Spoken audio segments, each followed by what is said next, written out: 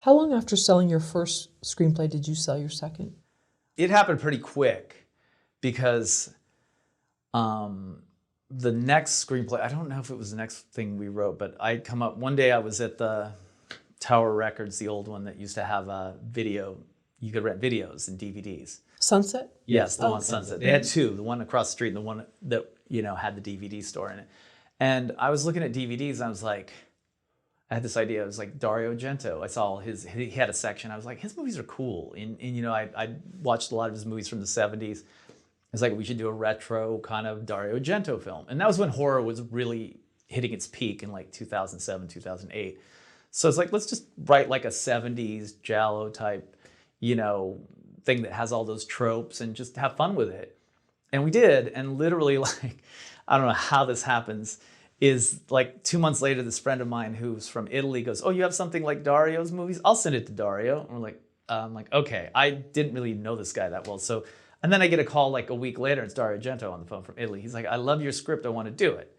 So that movie got made. The universe just wanted that movie to get made. That movie had a lot of problems with the production, but it was just strange. It was like one day, it's like, and sometimes I think the universe just kind of leads you in certain directions. Because I just was like, I like his movies. Let's do something like a retro, 70s throwback film. And then he literally directed it, and Adrian Brody was in it. So, it's, how does this happen? From the concept of being in that video store to like a year later, I was in Italy on set. So sometimes things, just have a weird synergy. Projects have a weird synergy too. That's the other thing people have to realize. It's happened to me on so many where I'm banging my head trying to get this movie made and it's just not working. And then sometimes you write something and every step of the way it just snowballs. It connects at the right time and right place. I don't know why, but it just does, and that did. And it's about a missing model? Yeah, because that's what all the 70s movies were about, like missing pretty girls. So it leaned into all those tropes of, it was like this girl who was a model went missing, her sister's looking for her and doesn't speak the language and finds this American who actually does and helps her out. So yeah, the movies got some problems, but it was fun to make and it was a great adventure. And Dario's an amazing person and a great director. I feel like I've had the $1 million film school because I've got to work with so many great people. So yeah, so that taught me a lot about how things can go wrong on a movie, which I'm not going to go into too much detail, but a lot of stuff went wrong, mostly with the money and the budgets, and we didn't have as much money to finish the film. So halfway through, you find that out. It was a lot of problems, not creatively, but on the business end of the film. Was it filmed in Italy? Yeah. Oh, I see. Okay. Yeah. Great. Wow. So at least I got to go to Italy for 3 months. Yeah, so that's nice. That was fun. To sell a screenplay, do you have to really believe you can sell it? Yeah.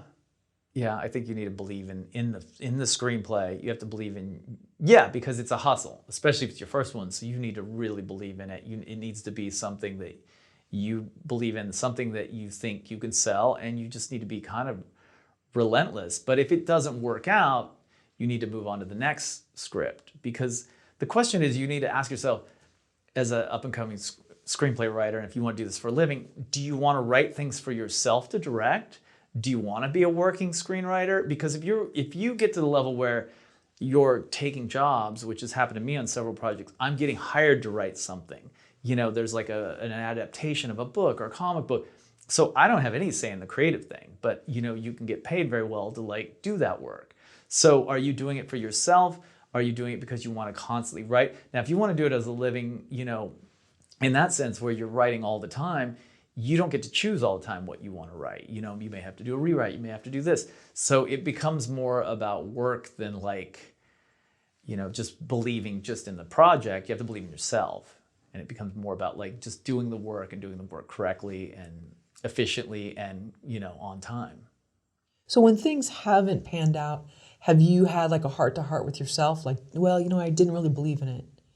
Yeah, no, I think because most of those projects, I'll get rid of them before they get to that point. Like I won't finish them. Or even if I do, I'll be honest about like, I don't think anybody's going to want to buy this. I think it's great, but no one's going to want to make it. Because the other thing too is like, you have to really realize that in regards to indie films or smaller $10 million under films, the only way they're really going to get financed, unless you have a rich uncle, is that you have to have actors in them. You have to name actors that finance the film. You can't just ask somebody for $5 million and say, the guy from, Vampire Diaries, who's the 5th lead, is going to be the lead in it. It's not going to work. They're going to want to, a name actor. They're going to be like, okay, we want Frank Grillo and we want John Travolta. We want, to make sure that we can make our money back. So you have to also think too, is that project appealing to actors that will get your movie made? Because that's a big important, component to the whole process. So you've been in situations where you think you like it, but you don't think others will, or a producer will. How do you know that that's the case? Just instinct, just kind of knowing what, and it might not be the right time to put something out too, because it's like, okay, these movies are hot, horror movies are hot right now. All anybody wants to make are these. So you just have to be really honest with yourself. And, you can send it out, but you only have so many shots of like getting people to read things too. If you keep sending them junk, you're not going to get anywhere. Even I'm very careful never to send my agents and managers too much stuff, because I'll be like, oh, that was okay. So I only try to send them the best stuff that I do. Can you think of a screenplay of yours that you did not think would sell and it did? Yes, Broken Vows, which was made with Jamie Alexander and Wes Bentley. It was a script that my writing partner and I wrote, and then we weren't really too happy with it. We knew it was good, but it wasn't great. And we just kind of stuck it in a drawer. And then I got a call like 2 or 3 years later from a producer friend of mine saying, hey, do you got anything that can be made for $2.5 million? And we're looking for a thriller or something in that genre. So I was like, yeah, here, we never sent this out. We never gave it to our agent even to read. Check it out. It's good. We could maybe work on a little bit more, make it better. And then I get a call like a week later, like, okay, cool. We got the financing. Let's make it. So that was like literally like just finding a movie in a drawer, because it was just sitting in a file. But I also think too, part of that is that it goes back to what I was saying about some of the stuff that I think is not up to par. It's still, I've written some things that are very professional and could get made, but I don't want to like take my shots with those, because I just think they're not, maybe they're 90% and they're not 100. So I think even something that on my 90%, because I've worked on so many things, is still good enough to turn into a film. The opportunity just arose that this was a good opportunity to take that film that was like 90% there, and they were looking for something like that. So it worked great. Did you think it was too edgy? No, it just seemed, I don't know why it didn't even click with the writers in some ways. We knew it was good, but it didn't click with us. But then we worked on it a little bit more once it got serious, and then it became a different kind of film and became a little bit better. So I don't know. It was just a weird situation where it was just the script was sitting in a drawer and ended up getting fully financed and made with great actors. And, I think the actors brought a lot to it too. So it was one of those projects that, and that's what you always want, is your screenplay can be here, but hopefully the finished product's one step better. Sometimes it goes the other direction where, I have one movie, which I'm not going to say which movie, which everybody who saw it in the film business goes, well, the screenplay was great. Which that's very disheartening, when it should get a step or two better when it's shot and edited and made into a film. Broken Vows was like a romantic deception, or? Yeah, what was it? Sorry, it's been a while. Yeah, it was like a stalker movie, but the guy was a stalker. Usually you saw it as the girl's the stalker. Now they've had quite a few of those. I think we wrote it like 2008, and then it got made in 2013. So it was that the guy was like obsessed with the woman. And I mean, they've made quite a few of those since then, so. And it was Wes Bentley that was the obsessed? Oh, nice. Yeah, he's great. Great to work with. Great guy. So, yeah. And so from that time that you got that call where they said, hey, what do you got hanging around?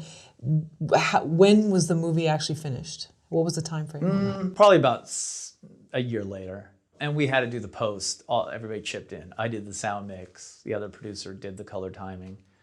So, it took a little bit longer to get made. But yeah, so it was made. And I think Lionsgate distributed it. So So when they said, "What do you have?" You said, "Well, I've got this thing," and you kind of were almost talking them out of it before. No, just I didn't know what they were really looking for. So it was like, okay, you've got this certain amount of money that you want to invest in a film.